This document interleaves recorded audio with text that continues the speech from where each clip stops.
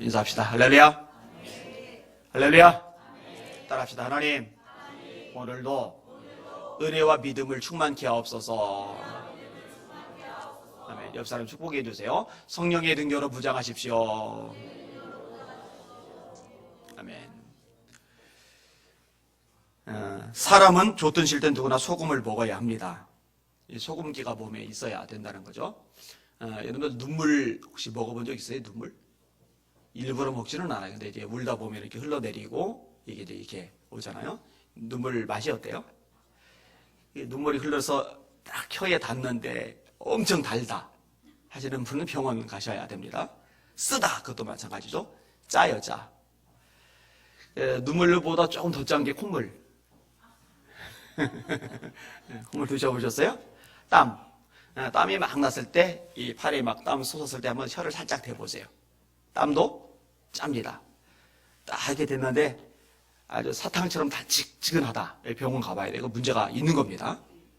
소금, 사람 몸에 있기 때문에 그렇습니다. 산모의 뱃속에 있는 태아가 양수 안에 있습니다. 그 양수가요, 바닷물하고 비슷하다고 그래요. 미네랄 조직이요. 신기하지 않습니까? 너무 짜게 먹어서 문제가 되지만 그럼에도 불구하고 소금은 사람이 살아가는데 꼭 필요한 요소입니다. 그래서 한때 소금은요, 돈과 같은 기능을 했어요. 소금 근수에 따라서 얼마 이렇게 시던 때가 있었던 거죠. 이 소금의 역할을 조금 더 설명을 할게요. 이 소금의 역할은 첫째로 신진대사를 촉진시킨답니다. 음식물을 분해하고 노폐물을 배설 처리하는 역할, 이게 소금의 역할이랍니다. 사실 건강을 해치는 최악의 요소가 신진대사장애죠. 원활하게 돌아가지 않는 거. 거기서 이제 모든 병들이 나오잖아요.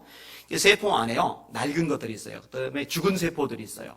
그게 이제 몸 안에 있으면 독소가 되는 거예요. 그걸 이렇게 밀어내야 돼요. 다 내보내야 돼요. 그리고 이제 새로운 것들을 받아들여야 돼요. 이게 이제 신진대사인데, 요것이 되도록 해주는 것이 바로 소금이라는 거죠.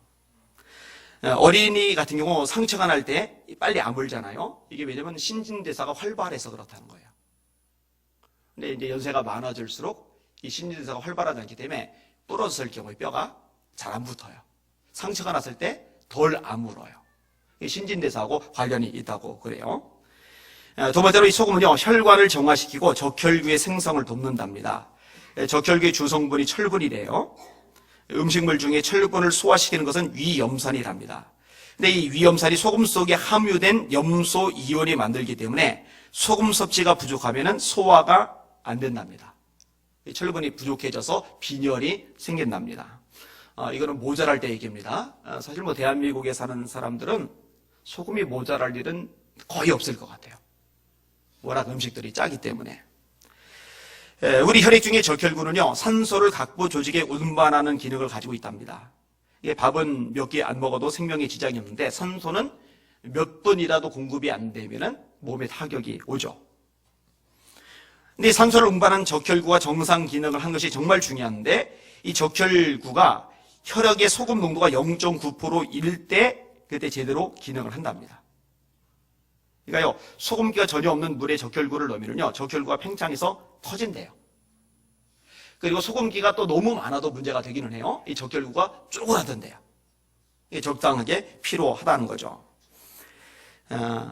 세 번째로 이 소금은요, 미네랄의 주 공급원이라고 합니다. 인체가 생리 기능을 하는데 절대 필요한 게 미네랄, 나트륨, 칼륨, 니켈, 철, 아연이랍니다. 요즘에 어떤 분이 저에게 선물을 해줘서 아연 이렇게 들어가 있는 게 있어요. 5알씩 제가 끼니 때마다 먹어요. 저는 선물해주면 버리지 않고 다 먹습니다.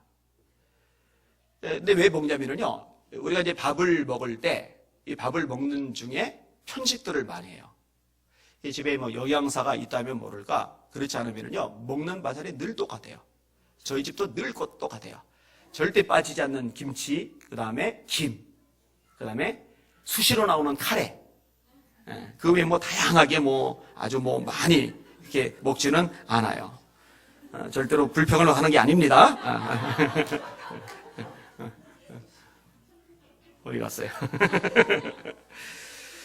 근데요, 이 미네랄이 깨끗한 물 속에서도 소량이 존재하지만 음식물을 통해서 공급이 되는데 그 주 공급원이 소금이랍니다.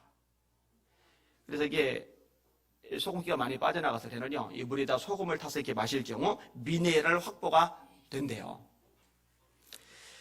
네 번째로 이 소금이 상투압을 유지시켜서 체액의 균형을 이루게 해준답니다.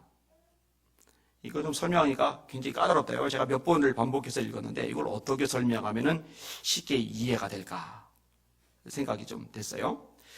이 몸 안에 수분이 너무 많으면요, 위장이 약해져서 소화 기능이 떨어집니다. 소화액이 묽어지기 때문에. 그 다음에 식욕도 떨어지게 되고요.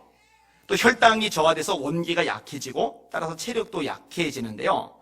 이런 것들을 조정해서 균형을 이루게 만들어주는 게 소금이랍니다. 이해 못하셨으면 그냥 넘어가셔도 돼요. 네. 저도 좀 헷갈려요, 뭔 말인지. 다섯 번째 부분은 좀 쉬워요. 이 소금은 소화를 돕고 위장의 기능을 높여준답니다. 아까 위염산 나왔죠? 이게 이제 소금에서 나오는 건데, 위염산이라는 일이 뭐냐면은 음식물을 소화시키는 기능을 한다는 거죠. 위와 장벽에 붙은 불순물을 제거하고 장의 유동작용을 도우며 장내 이상 발효를 방지하여 장의 기능을 높여준답니다. 음식물 먹을 때 그 찌꺼기가 위 벽에, 그 다음에 장벽에 이게 들러붙어 있으면은 별로 안 좋잖아요. 그죠? 여러분들 양치하실 때도 치간 칫솔 같은 거 가끔 쓰시잖아요. 치실 같은 거 쓰시잖아요. 왜냐면은 양치질만으로 잇몸 사이에 낀 게 다 안 빠져요. 그게 나중에 이빨에 질환을 가져오잖아요. 그래서 그걸 빼내야 돼요. 근데 이든 어디든 똑같아요. 이물질이 달라붙어 있으면은 그건 절대 도움이 안 돼요. 근데 그 붙어있는, 장이나 위에 붙어있는 이물질을 뜯어내는 역할을 소금이 한답니다. 좀 신기해요. 대단한 것 같아요. 여섯 번째로 소금은 해독작용과 살균작용을 한다고 합니다. 약간 부패한 음식을 먹어도 배탈이 나지 않은 것은 염분의 살균작용 때문이랍니다. 남자들은 좀 덜한데 여자분들은 그 냉장고에서 유통기한이 지난 거 아깝잖아요. 아까우니까 대충 해결을 해서 먹어 치우시는 분들이 종종 있어요. 그런데 그게요, 멀쩡하기 때문에 탈이 안 나는 경우도 있어요. 유통기한 지났다고 해서 다 탈나는 거, 다 문제 있는 건 아니잖아요. 근데 어떤 거는요, 실제로 문제가 생겼는데도 불구하고 탈이 안 나는 경우가 있는데 그게 소금 덕분이라는 거예요. 소금이 해로운 독소를, 세균을 죽인다는 거죠. 이 염분은요, 신체 내 유해 물건이나 세균이 침투해서 세포나 혈관에 침입하지 못하도록 저항력을 높여준답니다. 옛날 풍습에 더러운 물건 들었을 때, 또 초상집 출입할 때, 그 다음에 시체 운반할 때, 전용병 성행하는 지역질 할 때, 이 손으로 이렇게 손발 닦고 입 막 헹기고, 거기 상당히 과학적으로, 의학적으로 의미가 있다고 그래요. 일곱 번째로, 이 소금은 해열작용과 지열작용을 한답니다. 이건 설명 안 할게요. 다 알죠? 해열작용은 열 떨어뜨리는 거, 지열작용은 피 막 흐를 때 좀 중단시키는 것들. 그 다음에 소금은요, 여덟 번째로 세포 생산작용을 한답니다. 오늘 소금이란 말 나와서 정리를 한번 해본 거예요. 이 소금은요, 죽거나 파괴된 세포를 빠른 속도로 회복시켜주는 역할을 한답니다. 죽은 깨나 기미가 죽은 세포의 무덤이래요. 이거 뭐 자꾸 나는 거, 이거. 그것도 사실 이렇게 배설을 이렇게 해내면 되는데, 해내지 못하고 여기 침착이 돼버리니까 거기 이제 얼룩처럼 이렇게 남아버리는 거잖아요, 이게. 신진대사하고 관련이 되는 부분이죠. 이 죽은 세포를 밀어내고 새로운 세포를 생성시키면은 이게 해결이 된다는 거죠. 그 다음에 여러분이 가장 잘 아는 기능, 뭐죠? 소금은 맛을 냅니다. 맛을 냅니다. 제가 사골 좋아한다고 예전에 한번 얘기한 적이 있어요. 얼마나 잘 먹느냐, 느끼한 것을 제가 얼마나 잘 먹느냐, 하루 3끼씩 일주일 내내 먹어도 질리지 않을 만큼. 음식 자체에 대해서 아예 안 질려요. 저는 질린 게 거의 없어요. 이번에 중국 갔을 때도요, 저는 음식이 아무렇지 않더라고요. 향은 좀 거북한데, 제 식성을 고스란히 이어받은 게 효빈인데, 얘는요, 뭘 줘도 잘 먹어요. 진짜 잘 먹어요. 그런데 여러분, 제가 사골 느끼하지 않고 질리지 않고 잘 먹는다 하지만은요, 소금을 안 탄 사골 국물은 제가 못 먹어요. 맛 진짜 없어요. 제가 삶은 달걀 되게 좋아해요.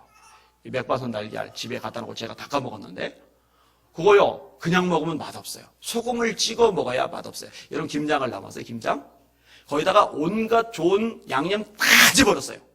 근데 소금을 하나도 안 쳤어요. 그 김장김치 먹을 수 있어요? 못 먹어요. 못 먹어요. 절대 못 먹습니다.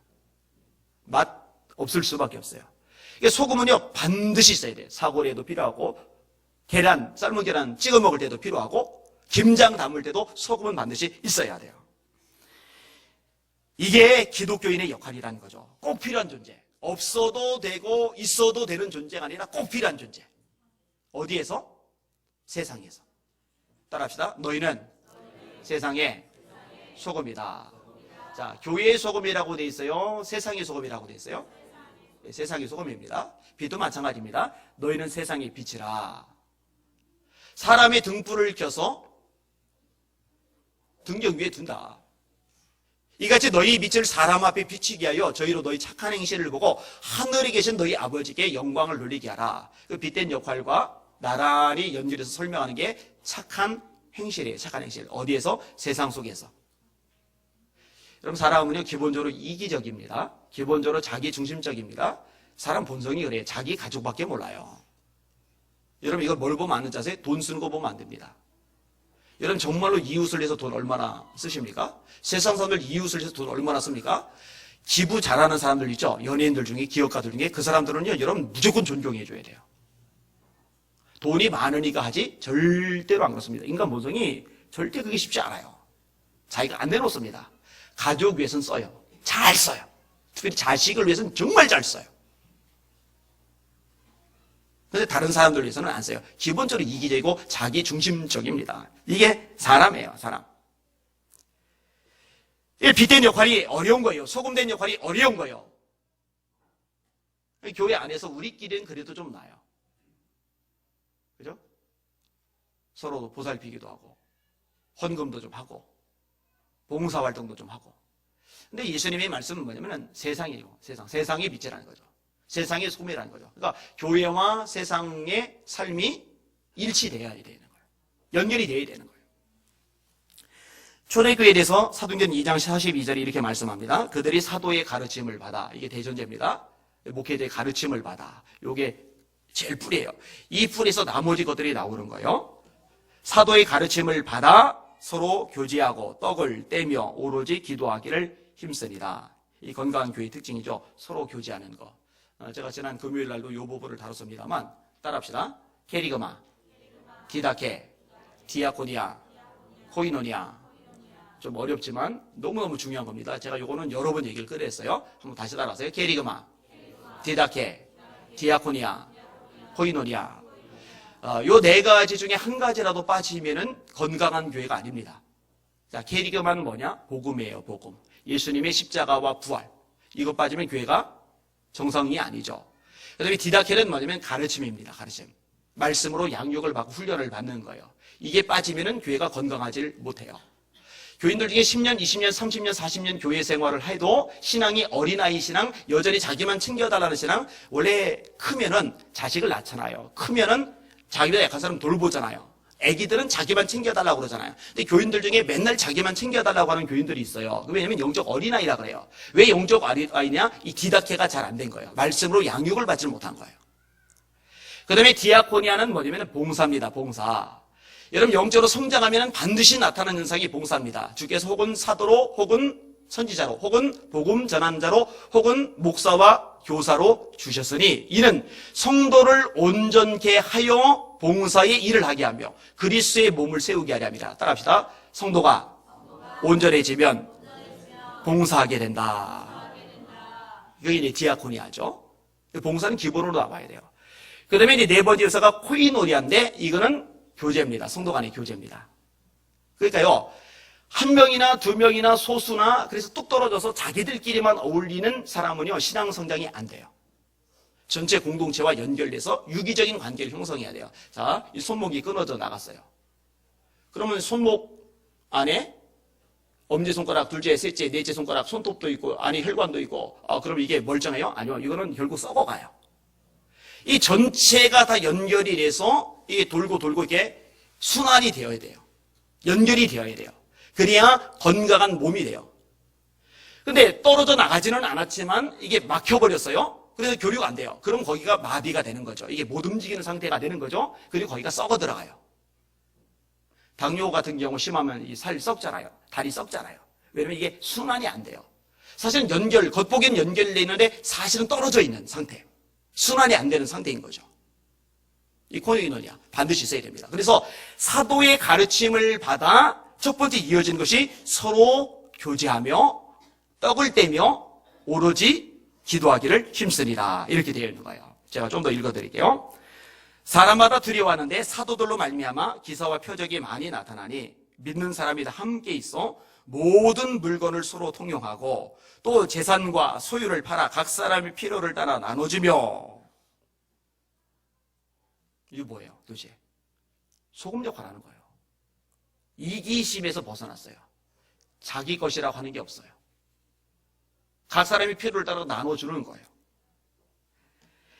날마다 마음을 같이하여 성전에 모이기를 힘쓰고 집에서 떡을 떼며 순전한 마음으로 음식을 먹고 하나님을 찬미하며 또 백성에게 칭송을 받으니. 여러분 이렇게 사는 교회 공동체인데 칭송을 안 받겠어요? 백성에게 칭송을 받으니 그 다음 구절 주께서 구원받는 사람을 날마다 더하게 하시리라. 날마다 예수 믿는 사람이 많아져요. 그 앞에 뭐가 있어요? 백성에게 칭송을 받으리.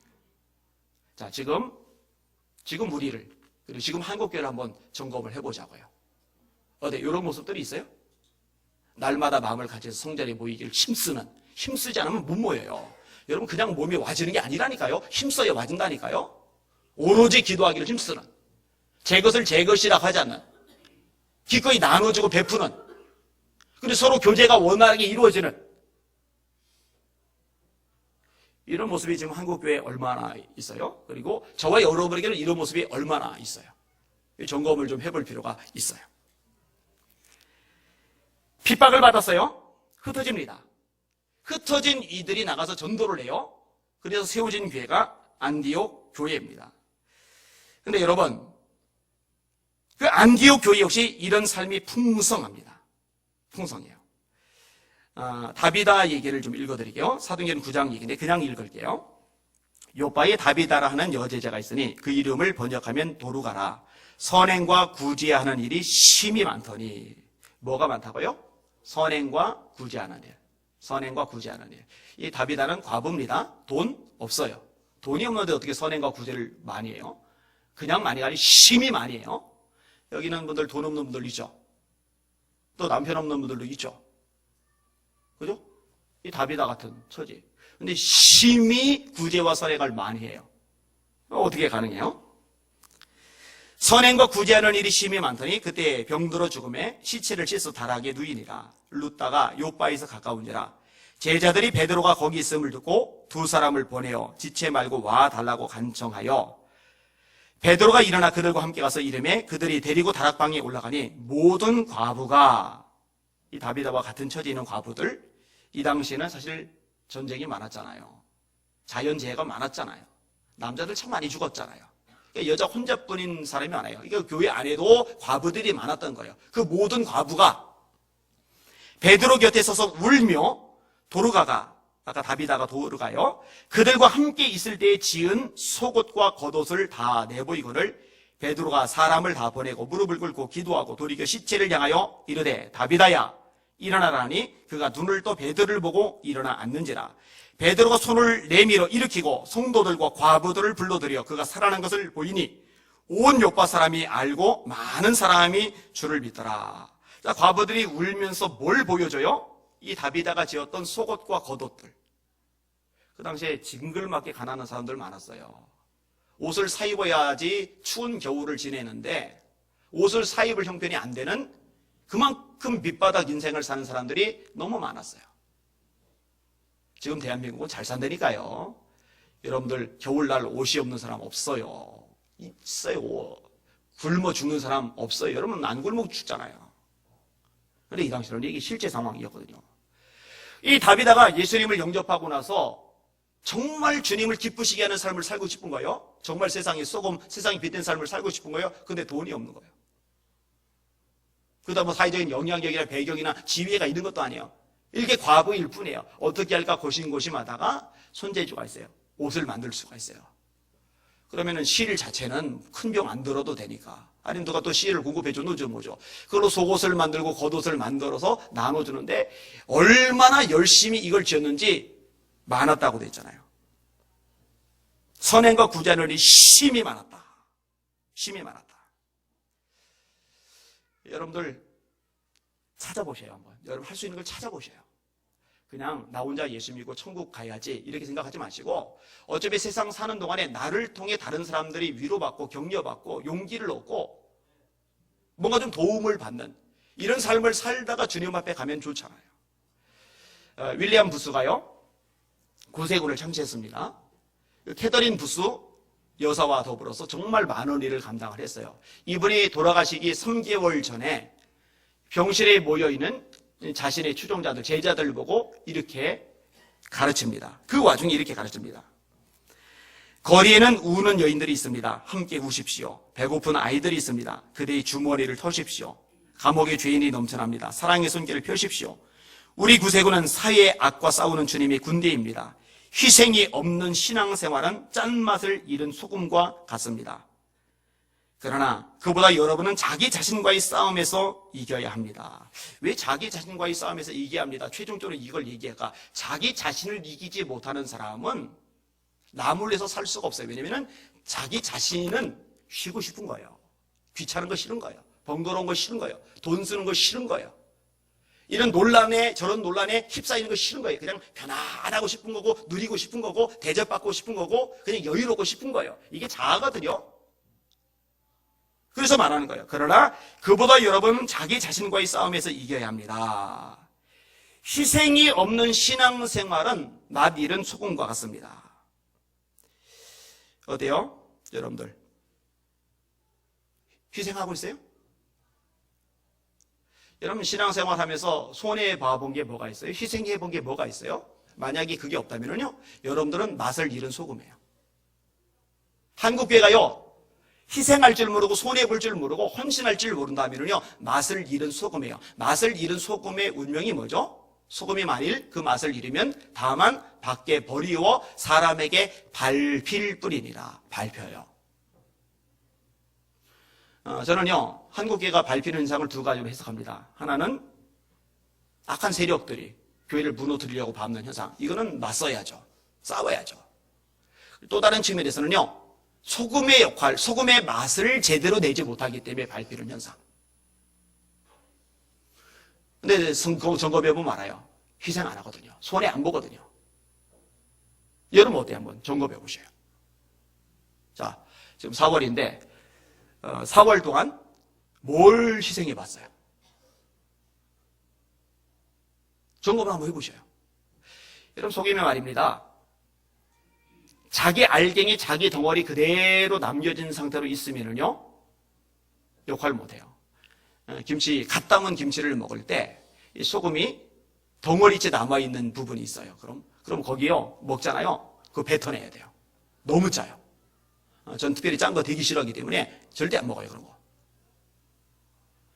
그리고 그런 덩어리들이 만약 여기저기 많이 남아있다고 그러면은요, 반대로 엉뚱한 쪽에서는요, 하나도 짠맛이 나지 않아서 싱거워서 못 먹어요. 이런 현상이 생기지 않으려면은요, 이 덩어리가 녹아야 돼요. 이 덩어리가 자아거든요. 그래서 예수님이요, 예수님을 따라다니는 사람들에게 요구했던 것이 있는데, 아무든지 나를 따라오려거든 자기를 부인하고, 자기 부인이 뭐예요? 덩어리 녹이라는 거예요. 덩어리 녹이라는 거예요. 여러분 닦아놓고 얘기해서 이 덩어리 없는 사람 어디 있어요? 다 있어요, 다 있어요. 그거 깨고 싶지 않아요. 그거 녹이고 싶지 않아요. 그냥 그대로 남겨놓고 싶어요. 그런데 그렇게 있는 상태로는요, 제 기능을 할 수가 없다는 거예요. 밖에 버려진다는 거예요. 밟힐 수밖에 없다는 거예요. 제가 볼 때요, 지금이야말로 한국 교회 안에 회개 운동이 일어나야 될 때라고 생각합니다. 여러분이 어느 시대건요, 하나님이 그 시대 가운데 다시 한번 교회가 살아나는 부흥을 주실 때, 성장을 말하는 게 아니에요. 성장은 인원수가 늘면 성장입니다. 그런 성장이에요. 근데 부흥은 뭐냐? 인원수가 느는 차원이 아니라 그 지역이, 그 도시가, 그 심령이, 그 나라가 뒤집어져요. 바뀌어요. 변화돼요. 여러분 웨슬레가 영국에서 일으킨 거는 성장이 아니었어요. 부흥이었어요. 부흥이 일어나고 나서 어떤 현상이 벌어졌어요? 거리마다 술집이 넘쳤고 해군 발줄이 모자라요. 처형당할 사형수들을 목 매달아 죽였는데 목 매달아 쓴 건 또 안 쓰거든요. 이런 식으로 쓰다 보니까 너무너무 밧줄이 많이 들어가는 거예요. 교도소가 미어 터져서 사람이 들어갈 수가 없는 거예요. 웨슬레가 처음에 말씀을 전할 때 돌로 얻어맞아요. 머리끄댕이 잡힌 채 끌려다니기도 했어요. 얼마나 박해를 심하게 받았는지 몰라요. 그런데 성령께서 역사하시고 나서 어떤 일이 벌어지느냐, 거리에 술집이 사라지고 교도소에, 감옥에 사람이 비기 시작하고, 이게 실제라니까요. 알모론과 얘기를 그저번에 했잖아요. 이 얘기는 제가 몇 번 인용을 했어요. 가장 최근에 일어난 일이니까. 마리아노라는 목사님 원래 카톨릭 신자인데 이분이 예수님을 제대로 만났어요. 그걸 거듭났어요. 진짜 기독교인이 됐어요. 그리고 목사님이 되셨어요. 그리고 하나님의 말씀에 따라서 알모론가라는 지역에 가는데 그 도시 안에 교도소가 4개, 술집이 36개, 교도소 안에 사람이 꽉 찼고 알코올 중독, 마약 중독, 폭력, 강간, 온갖 죄들이 그 도시에 꽉 차 있어요. 심지어는 애들까지. 땅은 저주받았어요. 농산물이 안 나요. 밑바닥 인생들을 사요. 거기서 예수 이름을 선포하면서 계속적으로 말씀을 전하는데 영적 싸움이 벌어지죠. 죽이려고 드는 거예요. 총을 쏘는 거예요. 아들이 맞기도 했잖아요. 하나님 은혜로 살았어요. 근데 거기에 성령께서 역사하시고 나서 부흥이 일어나는데 어떤 일이 생기느냐. 4개의 교도소가 다 문을 닫았어요. 할렐루야. 36개 술집이 다 문을 닫았어요. 할렐루야. 그러니까 이 금천구의 부흥을 위해서 우리가 계속 기도를 하고 있는데요. 이 금천구에 정말 부흥이 일어나면은요, 저 20m 도로에 여자 낀 술집들 쫙 늘어서 있어요. 거기 저녁에 다닐 때 민망합니다. 여름철에요. 그러다 문 닫을 겁니다. 그러니까 이 교회 쪽에 사람들만 바글바글 모인 걸 부흥이라고 말하지 않아요. 정말 부흥이 임하면은요, 지역이 도시가 변해요. 사회 자체가 변해요. 36개 술집이 다 문 닫았어요. 어떤 일이 벌어졌어요? 그 땅이 하나님의 능력으로 회복이 되는 거예요. 정말 알찬 열매들이 나서 이게 수출풍목이 되는데 남미의 학자들이 너무너무 놀라운 거예요. 도대체 어떤 농법을 썼기에 이런 어마어마한 야채들이 나오느냐 연구를 해보는데 해답이 안 나와요. 그건 초자이게 하나님의 역사니까. 성경이 말씀하죠. 내 이름으로 일컫는 내 백성이 그 악한 길에서 떠나 스스로 겸비하여 기도하면 하늘에서 내가 듣고 그 죄를 사하고 떠납시다. 그 땅을 고칠지라. 땅도 하나님이 고쳐주세요. 이 죄사함, 하늘에서 내가 듣고 그 죄를 사하고 죄사함, 그 땅을 고칠지라. 제가 조금 더 인용을 할게요. 이 부흥운동과요, 회개를요 아주 밀접한 관계를 가지고 있어요. 영국 웨일즈 지방의 부흥운동 설명을 좀 할게요. 이 웨일즈는요, 영국 서남 지방의 산악지대입니다. 그곳 주민은 석탄이나 금속 광부로 일하는 사람들입니다. 1904년, 그 다음에 1905년 2년에 걸쳐서 부흥운동이 일어났는데요. 이 집회 때 죄를 회개하고 형제를 용서하며 손해배상할 것을 권면합니다. 목회자들이 그걸 가르친 겁니다. 철저하게 죄를 회개하시오. 형제를 용서하시오. 막힌 담 있으면 부흥 안 일어납니다. 그 다음에 누군가 손해보기 한 거 철저하게 갚으시오. 요거 쉽잖아요. 절대 안 갚아요, 사람들이요. 웬만하면 안 갚아요. 이러면서 회개하기 시작을 하는데요. 기도의 불이 붙으면서요, 부흥회가 일주일 끝난 게 아니라 6개월간 이어졌어요. 여러분, 요즘 부흥회 열리면은요, 사람들이 참석 안 합니다. 지루해 합니다. 근데 6개월간 이어져요. 많은 사람들이 몰려들어 인산인해를 이룹니다. 기도가 쉴 새 없이 이어져요. 한 번은 찬송만 8시간 이어집니다. 우리 교회에서 1시간만 찬송해 보세요. 어떻게 나올까? 모르는 게 왜 이렇게 많어? 막 둘둘둘둘둘. 계시로 보면 새 노래를 부른다고 그랬는데 천국 가서 입 다물고 있을 사람들. 8시간 찬송만 불러요. 8시간.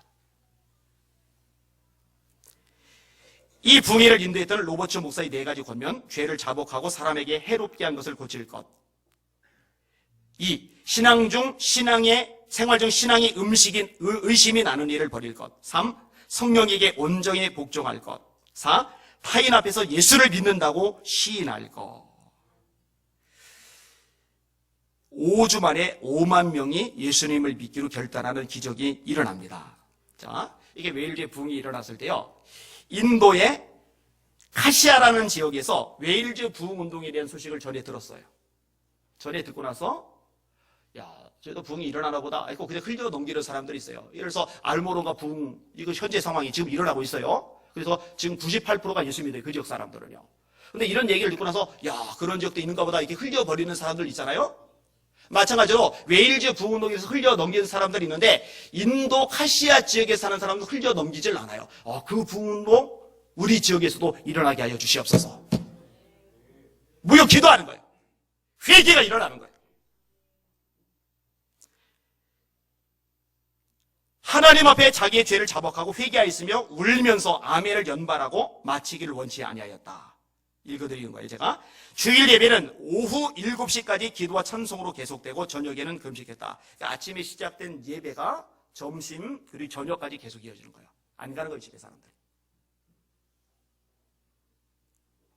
우리는 오전 예배 드리고 한참 자다가 저녁 예배 드리는데 가고 안 오는 사람이 거의 절반 가까이 되잖아요. 그죠? 그런 차원이 아니에요. 아침부터 저녁까지 예배만 계속 드려요. 하루 종일. 저녁에는 금식하면서 어린 아이들까지 참여하여 예배당에 모여 여러 시간 예배와 기도를 하고 어떤 아이는 기도하는 중 지옥불을 보았는데 몹시 무서워 예수께 피하였다고 한다. 그 결과 1. 하나님 앞에서 모두 통회하고 자복하여 서로 살아가는 마음으로 연합한 것. 2. 신자들이 각각 하나님께 받은 은혜 보답하려는 각오를 가지게 된 것. 3. 주 예수의 왕국을 확장하려는 마음이 간절하였던 것. 그래서 어마어마한 역사가 일어나면서 많은 사람이 예수 믿고 구원받게 되는 기적이 일어납니다. 이게 이제 카시아 지역의 부흥운동이에요. 우리나라 1907년에 부흥운동이 일어났어요.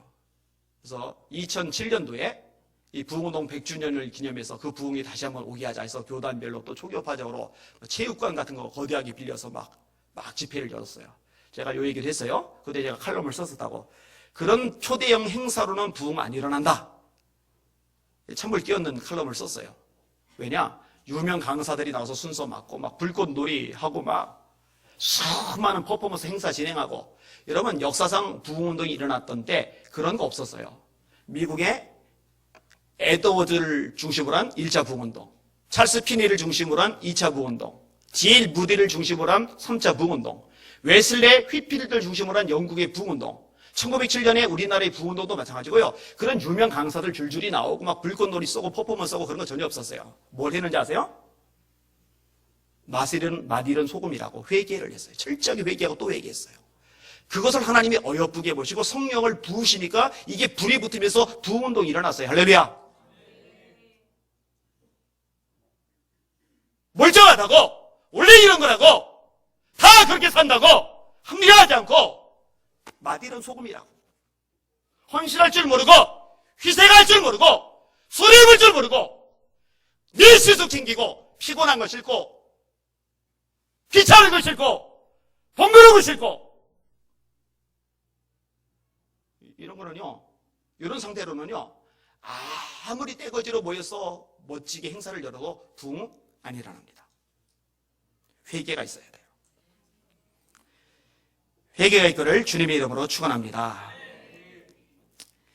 1907년 이 부흥운동의 중심에 선교사로는 이제 하디 선교사님이 계시고, 그래서 이제 감리교에서는 하디 선교사를 기념하는 집회를 또 열어요, 정기적으로. 우리나라 목사님 중에는 길선주 목사님이 계세요. 이번 얘기를 좀 할게요. 이분이 어릴 때 총명했다고 알려져 있어요. 그러다가 17살 되던 해 시련을 겪습니다.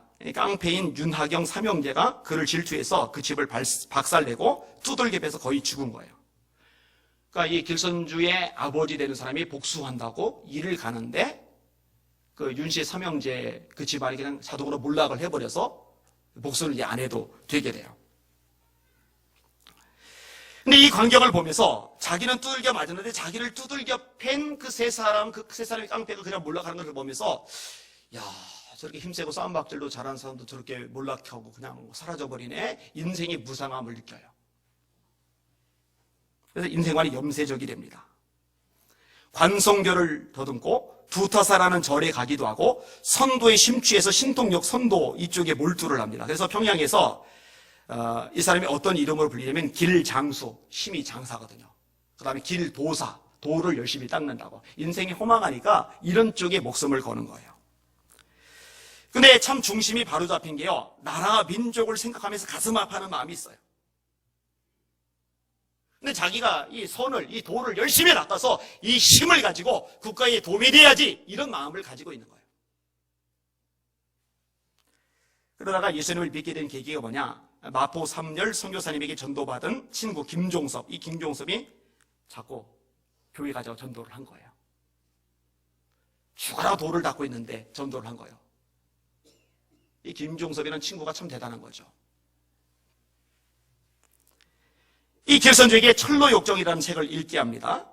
그 다음에 예수님의 도리가 진짜인지 거짓인지 하나님 한번 기도해 보라고. 이게 원래 도를 닦으며 기도하던 사람이니까 기도는 익숙한 거예요. 대신 기도의 대상이 그동안 잘못된 거죠. 근데 이제 제대로 기도하는 거예요. 예수의 도가 진짜입니까 가짜입니까? 이걸 가지고 이제 씨름하며 기도하기 시작을 해요. 깊은 밤에 기도하고 새벽에 또 일어나서 기도하고. 근데 어느 날 밤에 열심히 기도하는데 방이 진동해요. 요란한 소리가 들려요. 공중에서 음성이 들린 거예요. 길선주야! 길선주야! 길선주야! 3번 음성이 들린 거예요. 얼마나 무섭든지 머리를 바닥에 쳐박고 덜덜덜 떨면서 그때 입에서 소리가 터져나오는데, 나를 사랑하는 아버지여, 죄를 용서해 주시고 저를 살려주옵소서. 자기도 모르게 하나님을 아버지라고 불러버린 거예요. 할렐루야. 성령께서 역사하신 거죠. 스스로 죄인임을 깨달아서 방송대곡하며 회개합니다. 그리고 인생이 변해요. 눈물을 흘리며 복음을 전하게 됩니다. 29세 때 이기람 선교사님에게 세례를 받아요. 그리고 장로가 됩니다. 그 후에는 평양신학교에 입학을 해서 신학생이 됩니다. 그리고 이제 붕운동에 쓰임을 받게 되는데 그 대목을 제가 읽어드릴게요. 조나단 고프트의 책자에 써있는 내용입니다. 1907년 하나님은 온 교회가 기도하는 주간에 두드러지게 축복하실 것을 모두가 기대했다. 그러나 마지막 날 8일째 되는 날이 되었는데도 하나님의 어떤 특별한 나타남이 없었다. 그 안식일 저녁에 중앙장로교회에는 1500명의 사람들이 모였고 그들 위에 걸려있는 하늘은 노새와도 같았다. 그들의 기도를 하나님이 외면하실 수 있겠는가? 그때 교회 지도자인 길 목사가 일어나서 내가 아간입니다. 하나님은 나 때문에 축복하실 수 없습니다. 1년 전에 내 친구가 임종하면서 나를 불러서 장로님, 나는 이제 하늘나라에 갑니다. 당신이 나의 일을 맡아주세요. 내 아내는 능력이 없습니다. 나는 대답했다. 안심하십시오. 나는 그 과부의 경제를 관리했다. 그러나 나는 그녀의 소유인 100불을 가로챘다. 내일 아침에 그 100불을 과부에게 돌려줄 것이다. 여러분, 위치가 있는 분이 공개적으로 자기의 죄를 자백을 하니 그건 절대 쉬운 일이 아니거든요. 그런데요, 이렇게 자기의 죄를 자백할 때 성령의 불이 임하기 시작하면서 이 불이 번져가기 시작하면서 나중에 이것이 계속 이어지면서 평양 시내 전체를 성령의 불로 태워버렸어요.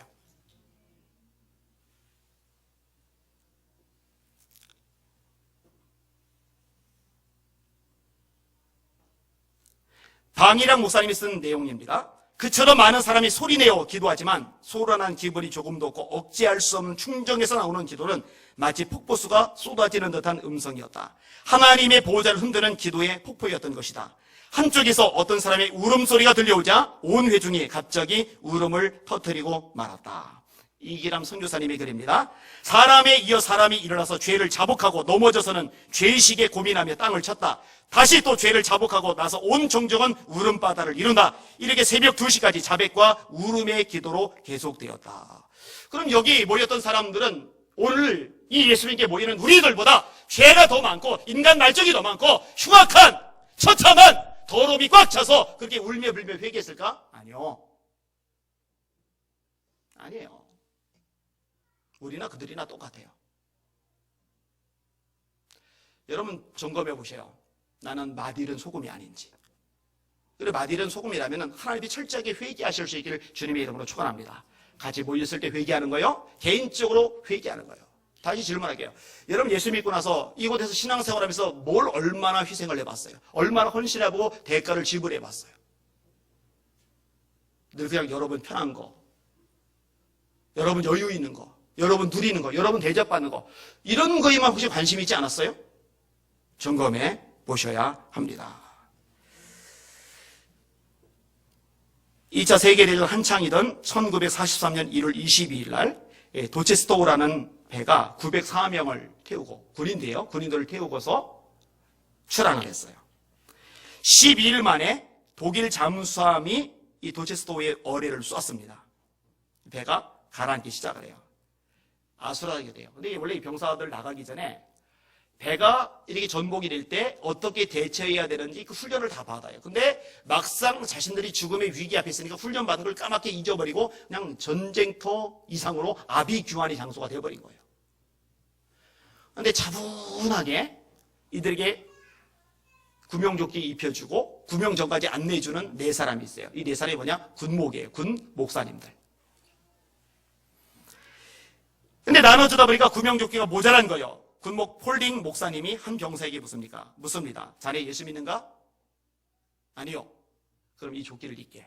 나는 예수 믿기 때문에 오늘 죽어도 천국에 갈 거지만 자네는 죽으면 지옥 가네.